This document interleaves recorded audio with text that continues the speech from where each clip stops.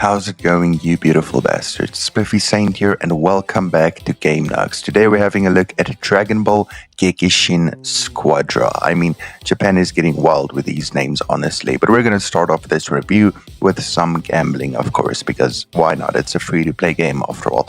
Every goddamn free-to-play game involves gambling to an extent, and this game definitely has some gacha gimmicks to it, like any other free-to-play game. But I mean, hey, look at this skin over here. This Cell skin looks like it is straight out of Fortnite. I mean, this looks like a Galaxy skin from Fortnite. I mean, nobody can even argue with me on that. But anyways, I'm here to do a quick little baked review of this game. It is completely free to play. It has a ton of content. A lot of it is obviously locked behind a paywall. You can grind for some of this stuff, but you're going to have to spend hundreds and hundreds of hours if you want a cute outfit for Android 18. They're not even that cute. I mean, they can definitely learn some more of the lewdness by Bleach. You know, Bleach Brave Souls, that game has definitely aced that. They've got a big Gooner fan base thanks to the game and the artists of the game. But yeah, speaking of the artists of games, this game, shout out to the artists team because the graphics in this is insane. I mean, the visual style looks superb, the visuals are great, and the little animations throughout the game are really good. I mean, there's animations when you start a match, animations when you win or lose. There's animations in the menu, the main menu, which is actually different for each character, and tons of fun to look at. Some of them have a ton of interesting stuff happening on screen during the main menus. But yeah, let's talk about the actual game and the gameplay. So, Dragon Ball Gekishin Squadra is basically a MOBA clone, you know, MOBA. MOBA, I think it stands for Massive Online Battle Arena or some shit like that. Massive Online Battle Arena. I don't know. It is not my cup of tea. I've tried games like Smite.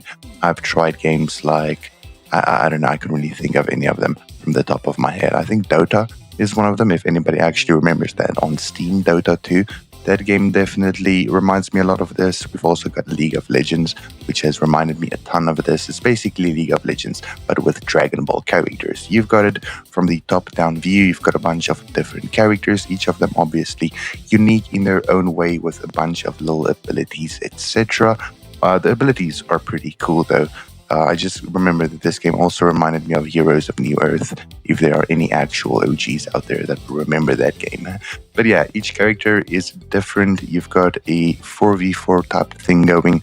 This game is available on a lot of platforms. I mean, it is on iOS, it is on Android, it is available on the Nintendo Switch 1 and 2, PlayStation 4 and 5, and Steam, of course. It is not available on Xbox. I'm so sorry about that, y'all. But yeah, the gist of the game is 4v4 MOBA style. You've got a bunch of towers that you're going to have to defend, and you've also got a bunch of towers from the enemies that you're going to have to take on. I believe it's 4 towers each, if I recall correctly. But yeah, the towers in this case are obviously the gods of destruction, I believe. I don't know, I haven't really seen a lot of Dragon Ball Super. I'm a very big fan of Dragon Ball, but it kind of, my love and passion for it kind of died with like Dragon Ball Z. You know, when Dragon Ball Z ended and I got introduced to Dragon Ball Super, I wasn't that big on it.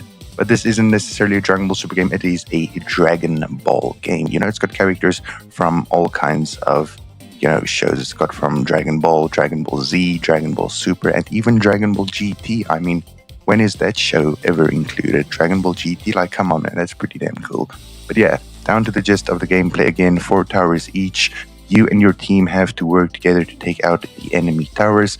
To do that, of course, you've got to wait for a little god thingy to, I guess, kind of keep the tower busy or whatever. I don't know. There's a little timer when your god goes to their like tower to kind of like, I don't know, give you the option, give you the ability to actually destroy it, because normally if you were to attack a tower, it would damage the shit out of you. But when that god thingy stops it for a few seconds, then you actually have a few seconds as well to attack it, and giving you the opportunity to take out the tower. If you take out enough of the towers, you get to steal their Dragon Ball, if that makes sense. Junkie yapping about a Dragon Ball game.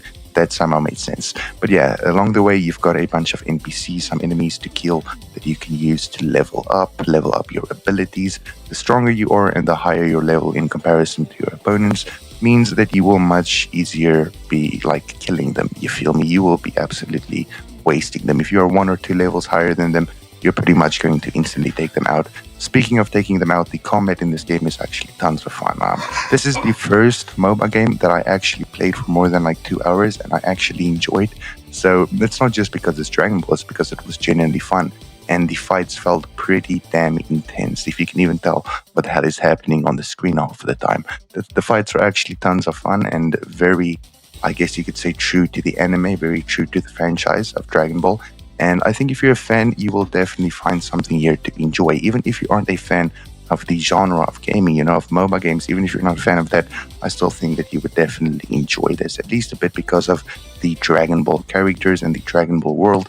There isn't a lot of maps and the content is a little bit lacking. It does get a little bit repetitive after a few hours, but still overall a game that I think had a lot of potential. I think that if I had a few more actual friends to play this with, it would be tons more fun. And I think that all of the enemies had friends because their teamwork was just on point, but I didn't do too bad in this game. However, it does seem like it is dying a little bit, even though it does have cross-play and cross-platform. It does seem like it takes like 3 minutes or so to actually get into a lobby, which is a shame to see because I remember spending like 11 hours or so on this back when I had a job that I spent a lot of time on it. It was actually a ton of fun, this game, so I hope that it actually stays active and I hope that it gets more players along the way. But overall, I'm going to go ahead and give this Dragon Ball game a total of 7.5 Nugs out of 10. That has been it for today's episode of Game Nugs. Have an amazing day, and I'll see you all again in the next one. Peace out.